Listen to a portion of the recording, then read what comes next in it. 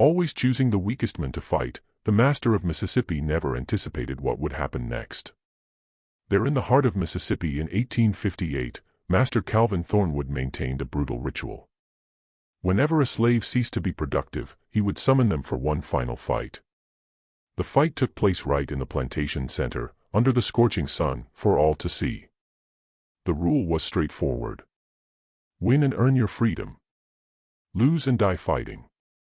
To the master, this was a method to dispose of those no longer useful to him and to fill everyone else with terror. He would call anyone, an old man, a frail young worker, even a sick boy. His violence was the plantation's prime spectacle. 23 men had faced him. 23 men had died.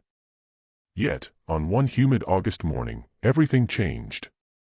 For weeks, the men Thornwood called that day had been acting strangely, moving slower, coughing more, stumbling in the fields.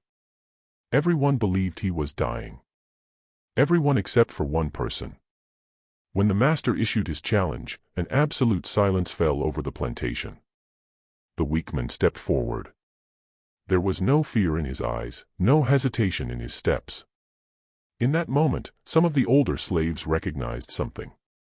It was a pattern they had witnessed before. A strategy older than the plantation itself. What happened next would change everything. But the master had no idea what was coming. Before we continue with this incredible story of vengeance, don't forget to subscribe to the channel and comment which city you're watching this fight from. Now, let's keep going. Spanning 4,000 acres of Mississippi Delta land, Thornwood Plantation consisted of rich, dark soil that yielded abundant cotton. It was the kind of land that brought wealth to white men and suffering to black people. By 1858, the plantation was at peak production. 6 days a week, 312 slaves worked from dawn until dark, with only Sunday afternoons for rest. They lived in rows of crude cabins behind the main house, slept on wooden pallets, ate rations of cornmeal and salt pork, and wore clothes made from the cheapest fabric.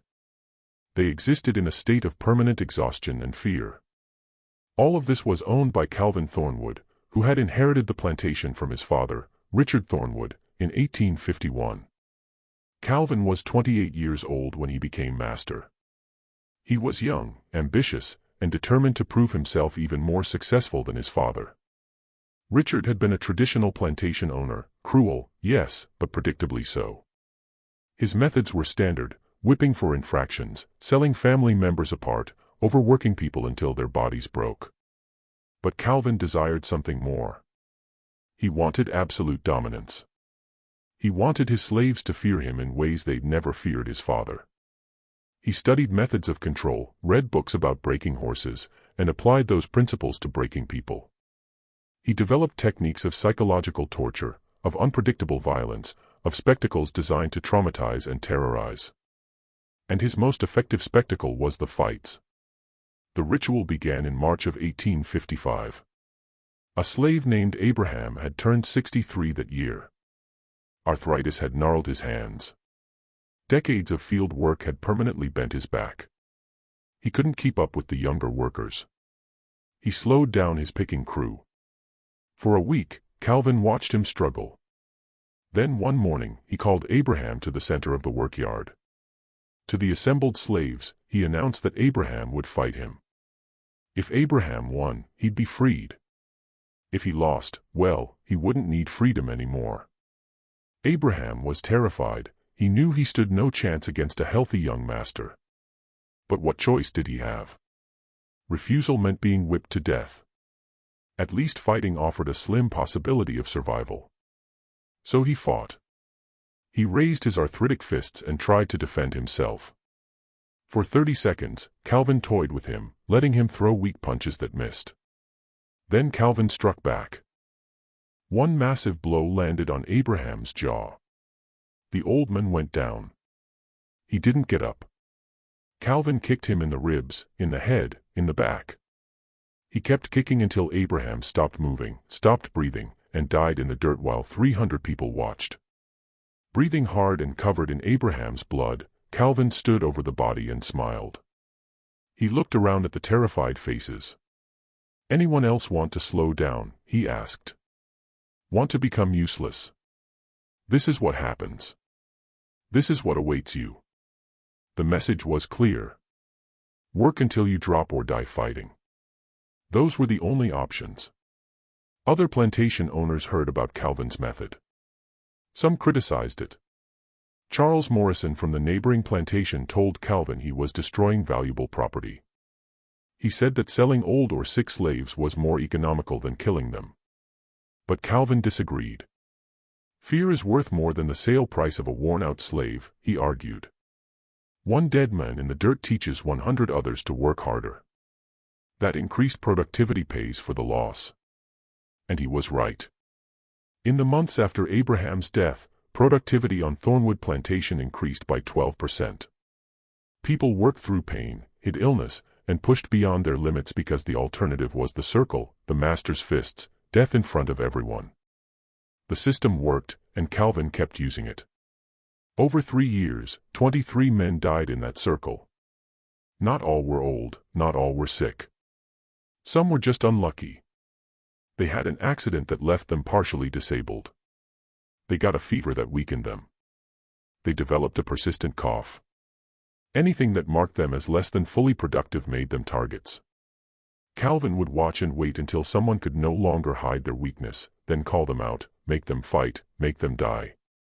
Those 23 deaths had names, had histories, had families who mourned them.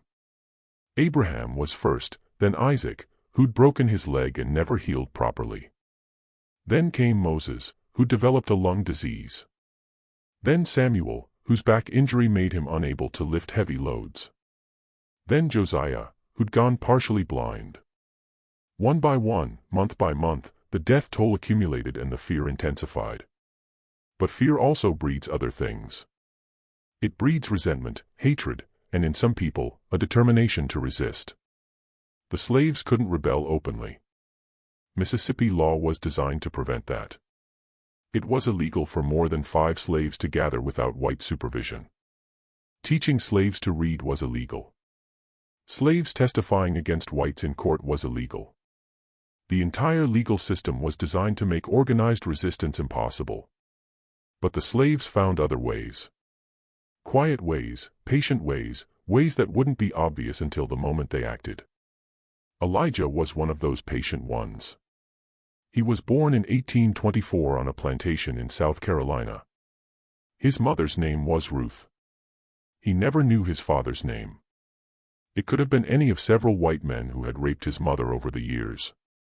Elijah was sold at age 15 when his original master died and the estate was liquidated. A trader bought him, chained him to a coffle with 20 other slaves, marched them overland to Mississippi, and sold them at auction in Jackson. Richard Thornwood bought Elijah for $850. He was considered a good investment, young, strong, intelligent enough to learn tasks quickly, but not so intelligent as to be dangerous.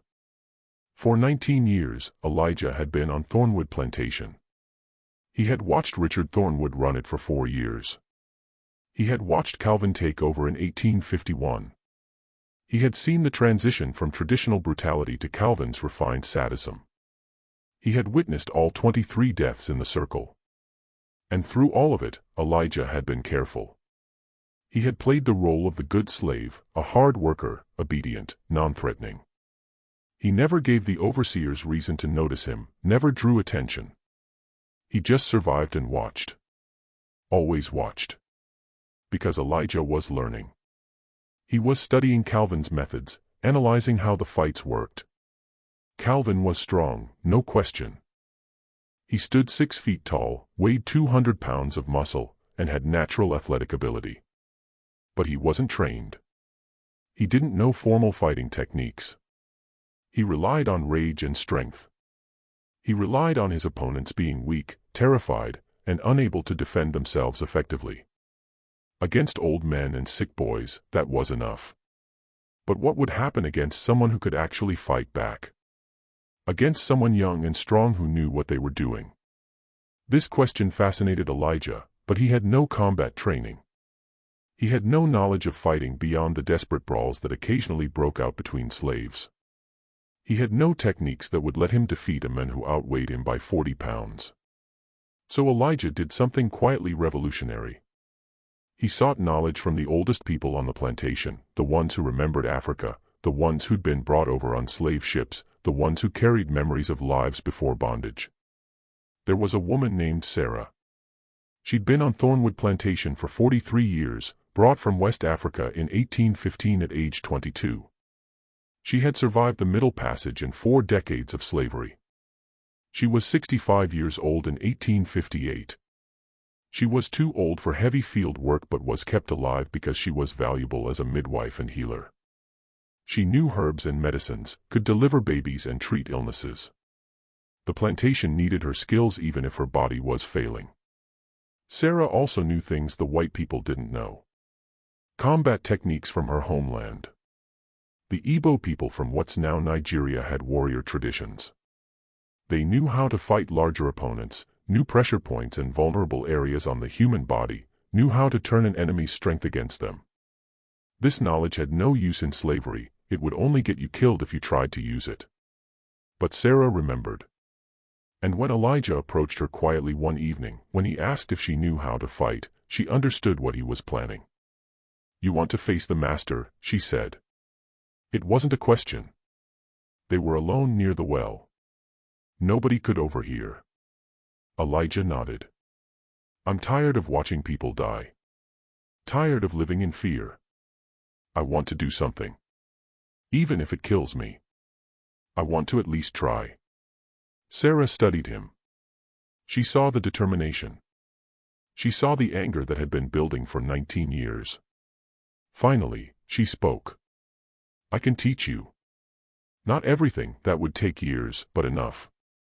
Enough to maybe win a fight if your opponent doesn't expect resistance." Over the next months, Sarah taught Elijah in secret.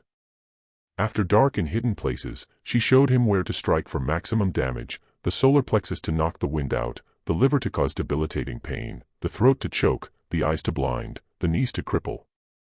She taught him how to use leverage, how a smaller person could throw a larger one, how to redirect force rather than oppose it directly. She taught him footwork, how to move, how to avoid strikes, how to create angles. It was ancient knowledge passed down through generations, now weaponized for one desperate purpose. But knowledge alone wasn't enough. Elijah needed opportunity. He needed Calvin to choose him for the circle. But Calvin only chose the weak, the obviously failing. So Elijah had to become weak. He had to convince everyone, including Calvin, that he was declining, that he was becoming a liability, that he deserved to be called out. In June of 1858, Elijah began his performance. He started moving slower in the fields, would drop his cotton sack as if his hands couldn't grip properly, would stumble over nothing, would cough frequently as if developing lung disease. Small things at first, easy to dismiss as temporary, but consistent. Day after day, week after week, the performance intensified. Elijah lost weight deliberately. He ate less, made himself look gaunt, hollowed his cheeks, slumped his shoulders to appear smaller. He made his movements labored, made it look like every task cost him tremendous effort. The overseers noticed. Marcus Kane was the head overseer, a brutal man who'd held the position for 6 years. He reported to Calvin that Elijah seemed to be declining rapidly. "Don't know what's wrong with him," he said. "Maybe consumption, maybe just worn out, but he's becoming a problem. He's slowing down his whole work crew." Calvin came to observe. He watched Elijah for several days, saw the stumbling, the coughing, the apparent weakness. He decided Elijah was used up, would soon need to be disposed of. He started planning the next demonstration. But there was one person who saw through Elijah's act. Sarah knew, obviously, because she was helping him plan it. But there was also a young woman named Grace. She was 23 years old, had been born on the plantation, was beautiful despite the hardships of slavery, and she was in love with Elijah. They'd been together for 2 years, not married. Slaves couldn't legally marry, but together in every way that mattered. Grace knew Elijah better than anyone. She knew his real strength, knew his intelligence, and she realized what he was doing. She confronted him one night. They were alone in his cabin. "You're planning something," she said. "Planning to get called to the circle. Planning to fight Calvin." Elijah didn't deny it. He couldn't lie to her. "I have to do something," he said. "I can't just wait to get old and die in that circle like everyone else." Grace's eyes filled with tears. "You'll die anyway. Even if you win the fight, they'll kill you afterward. You know that. There's no escape from this." Elijah took her hands. "Maybe. Probably. But I'd rather die fighting than die begging. I'd rather die trying to hurt him than die for his entertainment. And maybe I won't die. Maybe there's a way to survive this, to escape, to be free." Grace wanted to believe him. She wanted to think there was hope. But she'd watched 23 men die.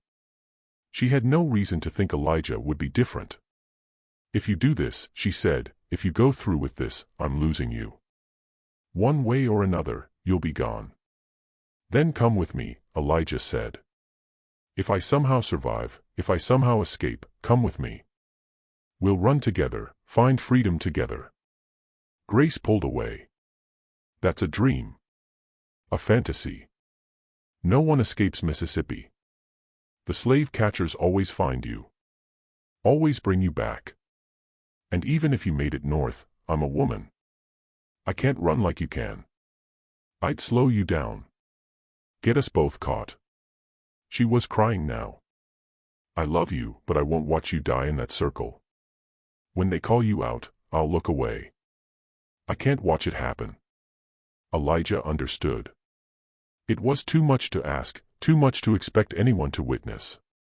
He held her while she cried, memorized the feel of her, the smell of her, knowing this might be their last night together, that his plan would either lead to freedom or death, that either way, this life was ending. After she left, Elijah lay awake. He thought about turning back, about abandoning the plan, about just continuing to survive. But he couldn't. He had gone too far. Had committed too completely. Had to see it through. The call came on August 15, 1858. A Monday morning, humid even at dawn. The temperature would reach 95 degrees by noon. The field slaves assembled in the workyard for their assignments.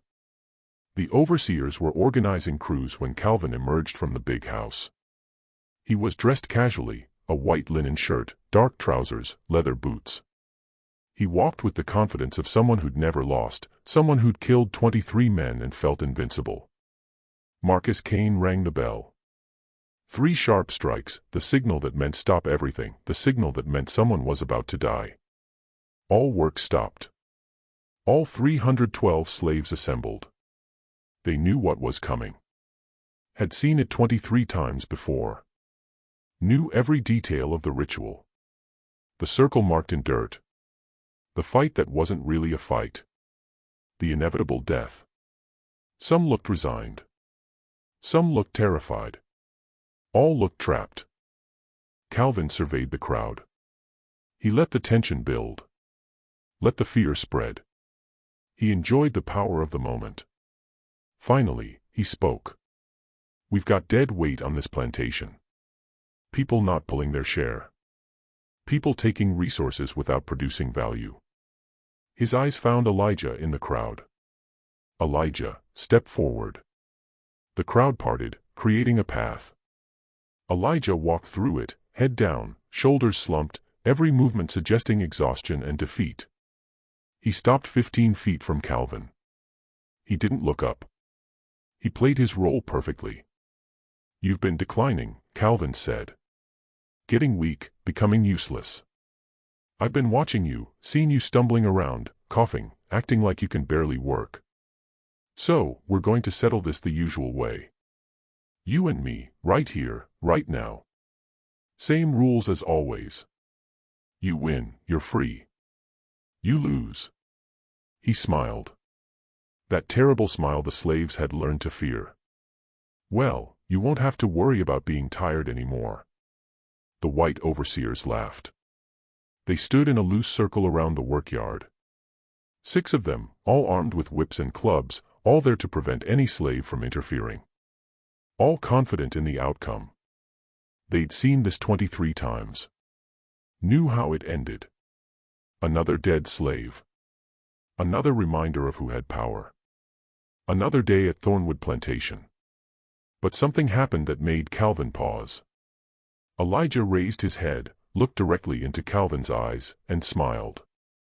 Not a submissive smile, not a fearful smile, but a knowing smile. The smile of someone who has a secret. "I accept your challenge, Master," he said. "Let's see what happens." The way Elijah said "Master" was wrong. It carried mockery. It carried disrespect. It carried a confidence that shouldn't exist. Calvin felt something unfamiliar, a flutter of doubt. But he'd issued the challenge, had witnesses, couldn't back down now without looking weak. "Marcus, mark the circle," he ordered. Marcus Kane used a stick to scratch a circle in the dirt, 20 feet in diameter, standard size. 23 men had died within that circle. It was about to be 24. Calvin removed his shirt, revealing his physique. 6 feet tall, 200 pounds of muscle, arms thick from years of riding and manual work, chest broad, shoulders powerful. He was in his prime at 35 years old. He looked like what he was, a dangerous man. The slaves who'd never seen him without a shirt murmured. Their fear intensified. How could anyone fight that? Then Elijah removed his shirt, and everything changed. His body wasn't wasted at all. It was lean and defined. Muscles were clearly visible under his skin. Scars were everywhere, on his back, chest, arms. They were testimony to 19 years of slavery. But underneath the scars was strength. Real strength. Not the appearance of weakness he'd been showing for 2 months. This was his actual body. Grace gasped. Sarah nodded slightly. A few of the older slaves who'd suspected smiled grimly. The deception was revealed. Calvin stared. He felt rage building. "You've been playing me," he said. "Pretending to be weak. Making a fool of me." Elijah shrugged. "You chose to believe what you saw. Chose to think I was dying. That's not my fault. That's yours." The insolence was shocking. Slaves didn't talk to masters like that. Didn't show defiance. Didn't mock. Calvin's hands clenched into fists. "I'm going to kill you slowly. Going to make you regret every word, every lie, every moment you thought you were clever." "Maybe," Elijah said. "Or maybe today is the day you learn you're not invincible. That you can be beaten. That you can die." He rolled his shoulders, loosened his neck, bounced on the balls of his feet. He moved like someone who knew how to use his body, like someone who had trained. Calvin felt the doubt intensify, but also the rage. This slave needed to be destroyed, needed to be made an example, needed to die badly. Marcus dropped his hand. The fight began. Calvin charged immediately. He used his standard tactic, overwhelming aggression. Rush forward, drive the opponent back with size and violence. It had worked 23 times. But Elijah didn't retreat, didn't panic. He stepped to the side at the last second, letting Calvin's momentum carry him past. As Calvin stumbled by, Elijah drove his elbow into Calvin's ribs, hard, precisely placed, using all his weight and leverage. The impact broke 2 ribs. Calvin gasped. Pain exploded through his chest. He'd never been hurt in these fights. Never felt real pain. He had always been the one inflicting it. The shock was almost as bad as the injury. He turned and faced Elijah.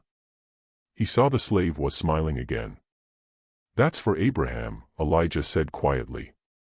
"For the first man you killed." Calvin roared and charged again.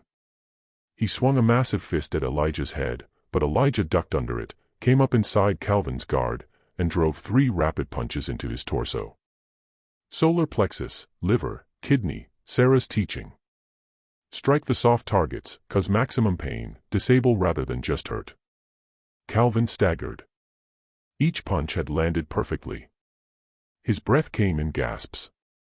The broken ribs made every inhalation agony. The liver shot sent nauseating pain through his abdomen. The kidney strike made his back spasm. He was hurt, seriously hurt, and the fight had barely started. The crowd of slaves watched in absolute silence. This wasn't following the script.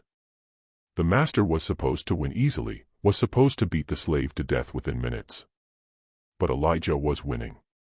He was dominating. He was making Calvin look slow and clumsy. The implications were staggering.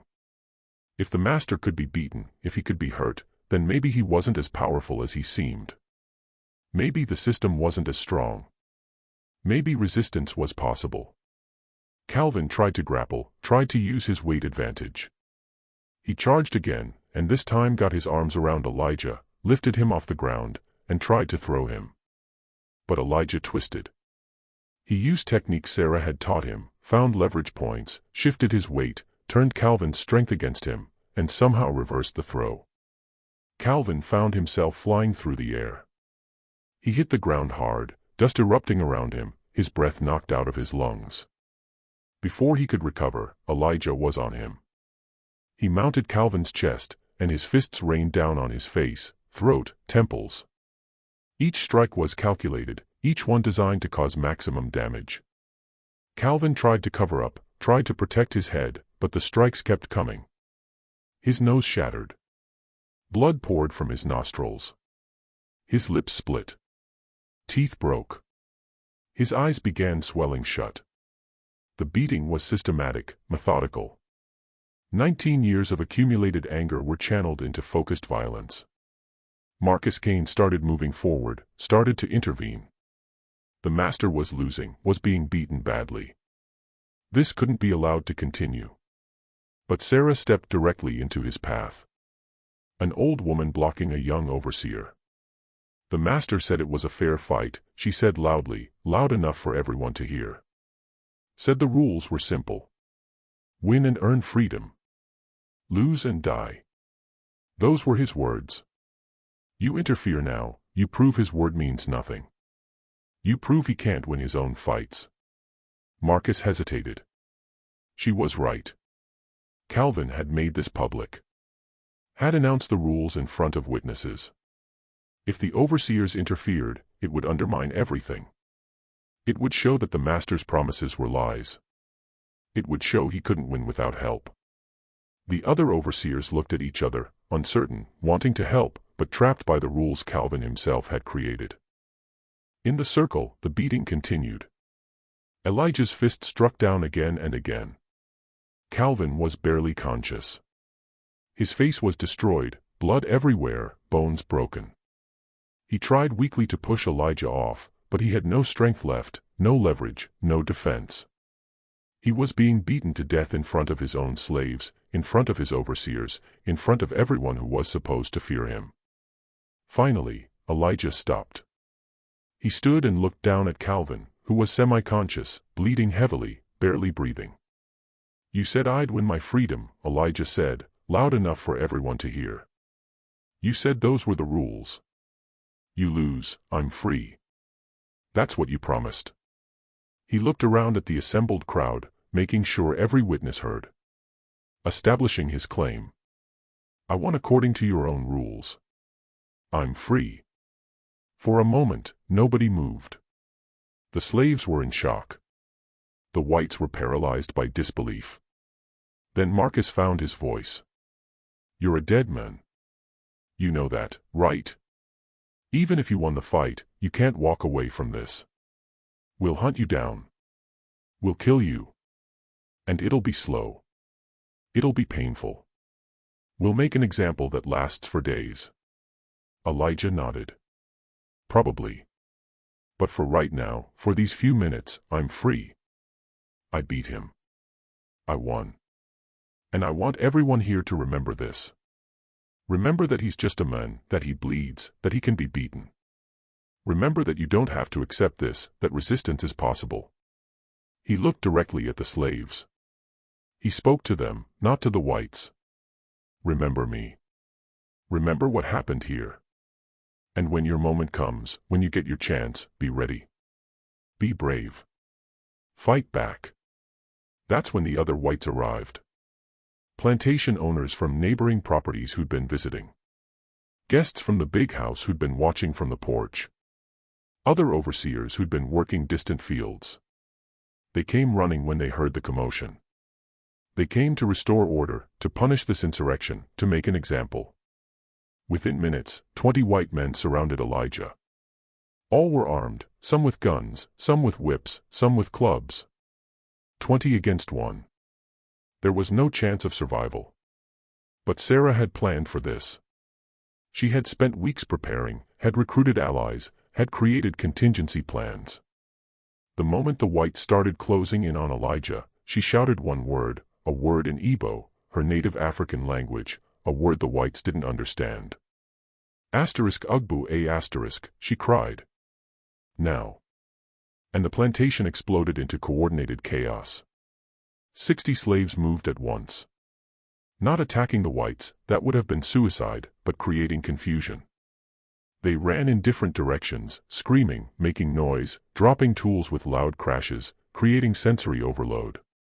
The whites couldn't focus on Elijah because they were being overwhelmed by motion and sound and confusion. They couldn't shoot into the crowd without hitting each other or valuable property. They were momentarily paralyzed. In that chaos, Elijah ran. He sprinted toward the tree line, toward the woods, toward the slim chance of escape. The whites started firing.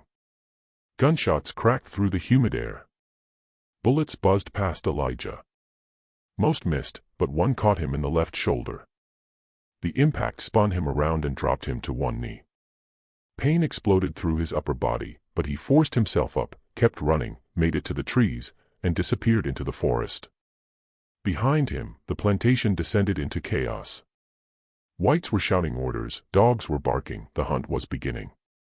But the chaos bought Elijah precious time. By the time the whites organized a pursuit, by the time they got the dogs ready, Elijah had a 15-minute head start.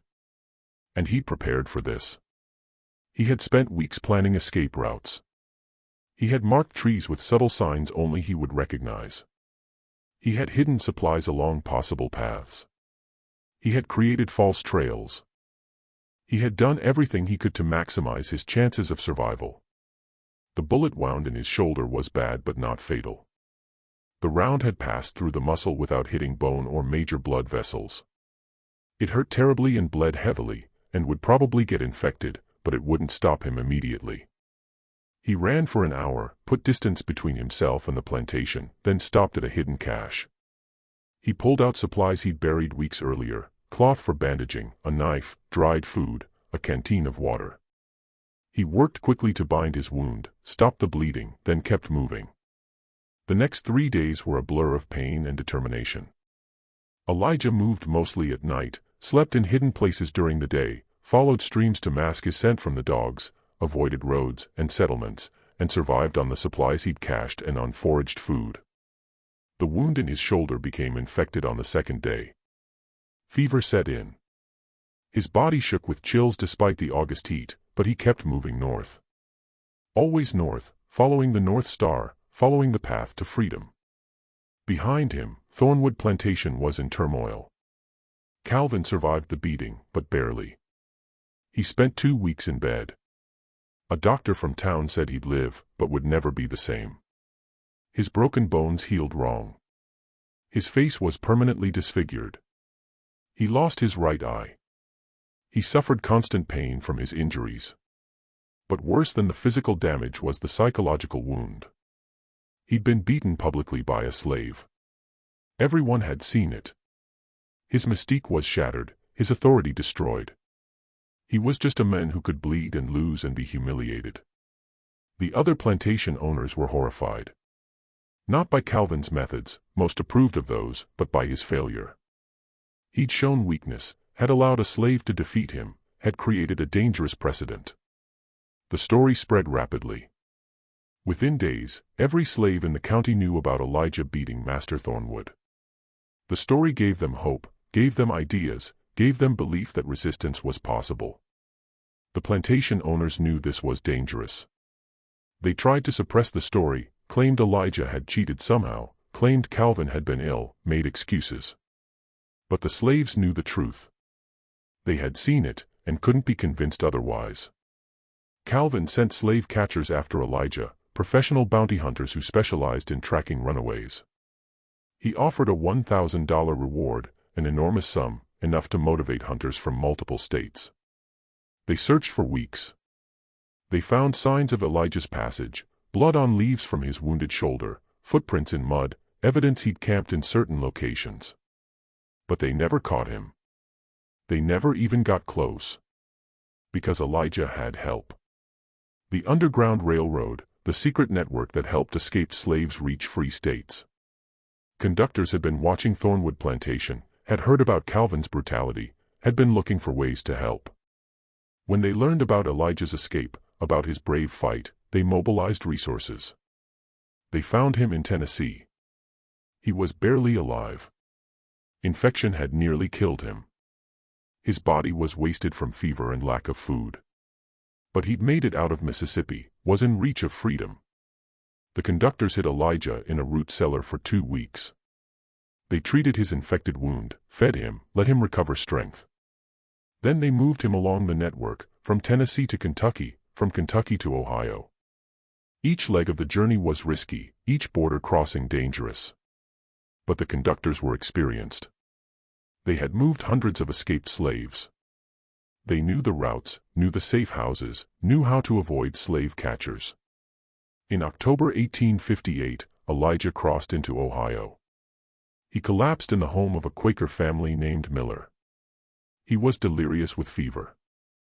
The Millers nursed him back to health. It took weeks, but slowly Elijah recovered. His shoulder healed. His strength returned. And for the first time in his life, he was free.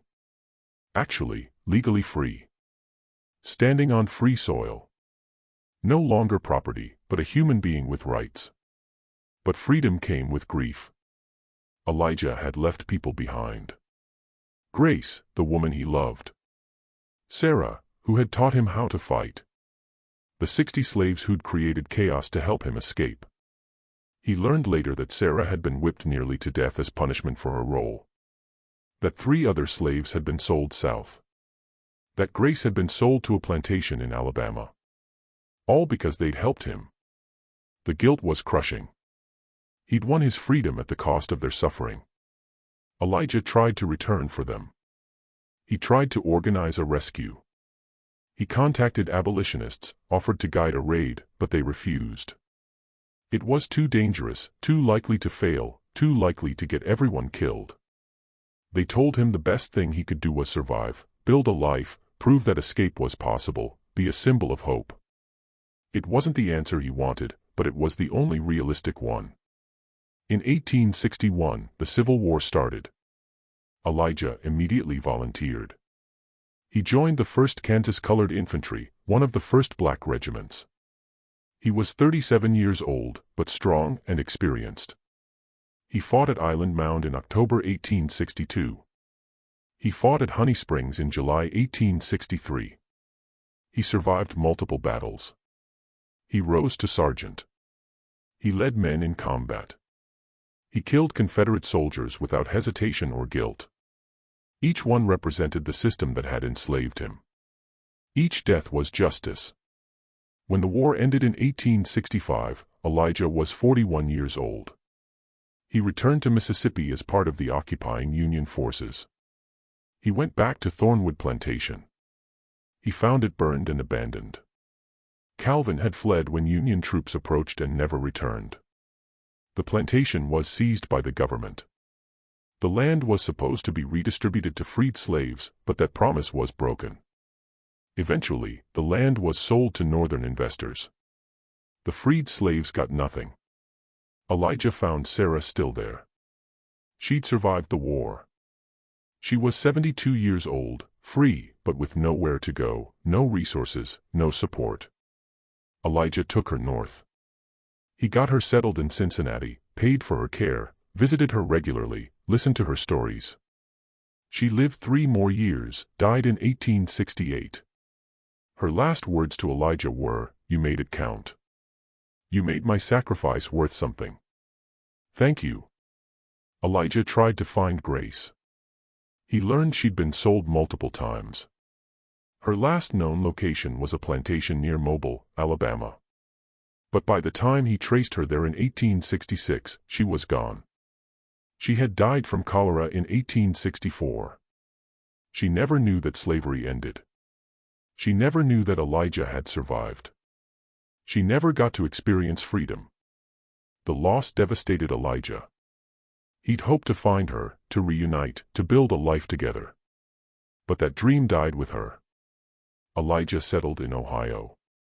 He married a woman named Rebecca in 1867.